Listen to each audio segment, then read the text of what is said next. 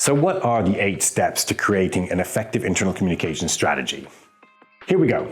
Number 1, review your current strategy. Before revamping your internal communication strategy, it's important to take stock of what you have in place already.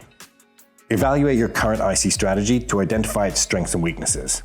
Find out what you'd like to improve on and ask yourself questions such as, how is your current strategy being implemented? What software and channels are you currently using? How effective is it? What impact does it have on company culture?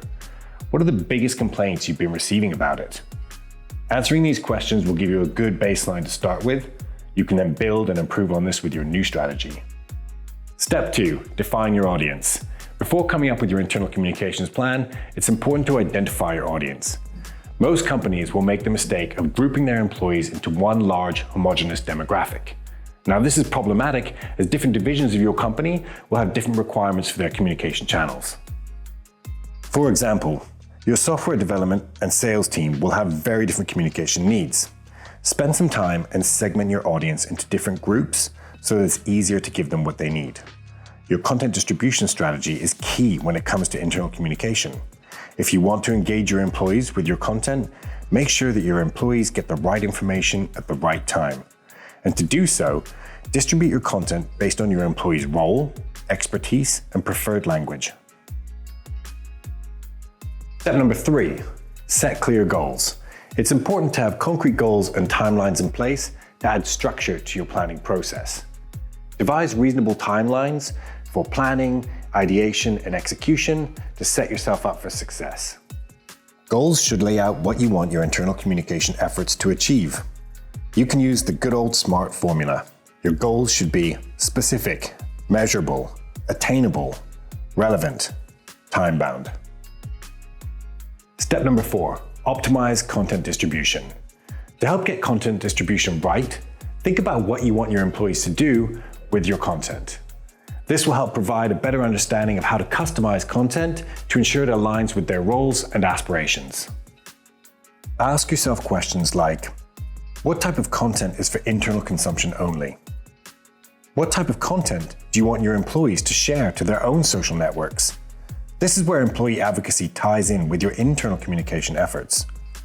What types of content do you want active discussions and participation around, as these will need to be actively promoted by your internal influencers? Step number 5, choose the right internal comms platform. What internal comms platform will you choose, and what features should you look for in the software?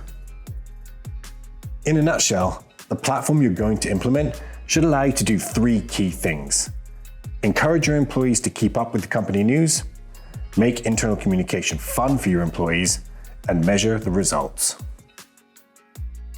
Haiilo's multi-channel comms platform is the perfect fit for companies looking to reach, engage, and understand all employees from frontline to office worker. Head over to haiilo.com to learn more. Step number 6, identify your ambassadors. It's important to establish key stakeholders in your organization who will act as promoters for your new internal comms strategy. Remember, passive, company-wide mandates don't work for internal comms. So if you want your new internal communication system to work, you need active participation from your employees. Identify individuals with influence in your organization who can spearhead the adoption process. This ensures easy assimilation and enables you to start measuring your progress quickly. Step number 7, measure your progress.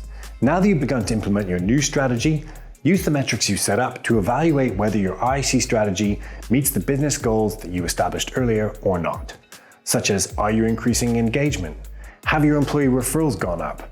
Do you have higher retention rates? Some common metrics to track could be engagement metrics on your comms platform, such as likes, comments, and shares, employee referrals, productivity and employee engagement, or social shares posted by your internal brand ambassadors. Step number 8, review your strategy on a regular basis. When it comes to internal communications, consistency is the key. Always conduct routine reviews to ensure that your internal communication strategy is working effectively. What worked a couple of years ago may have become redundant, so don't hesitate to continuously adapt and evolve. Conduct regular feedback surveys to gauge your employees' feelings towards your internal communication processes and use their inputs to align it with their changing needs and aspirations.